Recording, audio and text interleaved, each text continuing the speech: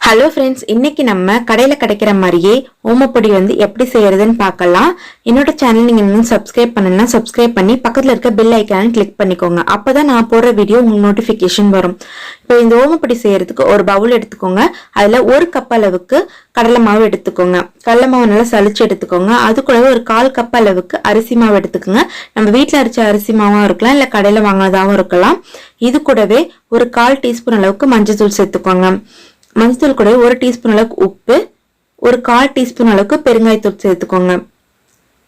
இது கூடவே 1 டீஸ்பூன் அளவுக்கு ஓமத்தை நல்லாவே ஹாட் வாட்டர்ல 1 மணி நேரம் ஊற வச்சு அந்த தண்ணியை மட்டும் சேர்த்துக்கோங்க. இந்த தண்ணி தான் நம்மளுக்கு இந்த ஓமம் பொடிக்கு ஃப்ளேவருக்கு தரும். இப்போ இதை நல்லா கலந்து விட்டுக்கோங்க. கையாலே அந்த நல்லா தண்ணி கலந்து விட்டுக்கோங்க. இந்த ஓம வாட்டர் மஸ்ட் கண்டிப்பா சேர்த்துக்கணும். அதான் நம்மளுக்கு டேஸ்ட் தர்றது. இது கூடவே ஒரு 2லேருந்து 3 டேபிள் ஸ்பூன் அளவுக்கு எண்ணெயை இந்த மாதிரி நல்லா ஹீட் பண்ணி சேர்த்துக்கோங்க. அப்பதான் நல்லாவே கிறிஸ்பியா இருக்கும் நமக்கு. இதை கையாலே நல்லா கலந்து விட்டுக்கோங்க. இந்த ஓமப்பொடி ரொம்பவே ஈஸியாகவும் ரொம்பவே கம்மியான இன்கிரீடியன்ட் வச்சு வீட்டிலேயே செய்யலாம். இப்போ தண்ணி வச்சு கொஞ்சமா கொஞ்சமா சேர்த்து கலந்துக்கோங்க.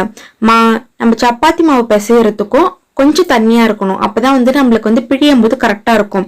ரொம்ப கட்டியா இருந்துச்சுன்னா நம்மளுக்கு முறுக்கச்சில பிழிய வராது.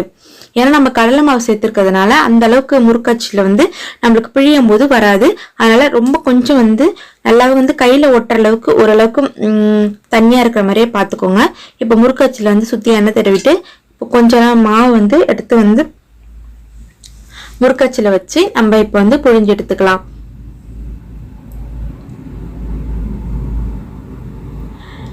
இந்த ரெசிபி ரொம்பவே ஈஸியாகவும் செஞ்சிடலாங்க. ரொம்பவே டேஸ்டாகவும் இருக்கும்.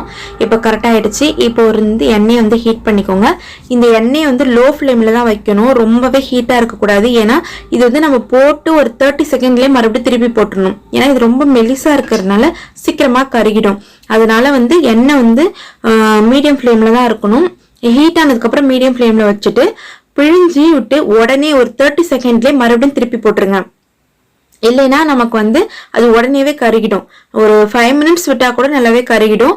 அதனால உடனே திருப்பி போட்டு இந்த பக்கமும் ஒரு 30 செகண்ட் வெந்தா போதும். அந்த நுரெல்லாம் அடங்கினதுக்கு அப்புறம் அதையும் எடுத்துருங்க. இதே மாதிரி எல்லா பேட்சையும் போட்டு எடுத்துக்கோங்க. இது ரொம்பவே டேஸ்டா இருக்கும். ஆனா நீங்க டைமிங் பார்த்துக்கோங்க, இல்லை கருகிடும். இது கூட ஒரு கொத்து கருவேப்பிலை பொரிச்சு எடுத்து சேர்த்துக்கிட்டீங்கன்னா உங்களுக்கு அந்த ஃபிளேவர் ரொம்பவே டேஸ்டா இருக்கும்.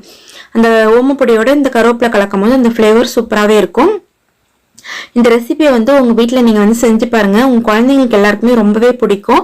நீங்க இந்த ரெசிபி உங்க வீட்டுல செஞ்சு பார்த்துட்டு எப்படி இருக்குன்னு கமெண்ட் செக்ஷன்ல சொல்லுங்க. இந்த சேனல் உங்களுக்கு பிடிச்சிருந்தா லைக், ஷேர் அண்ட் சப்ஸ்கிரைப் பண்ணுங்க. தேங்க்ஸ் ஃபார் வாட்சிங்.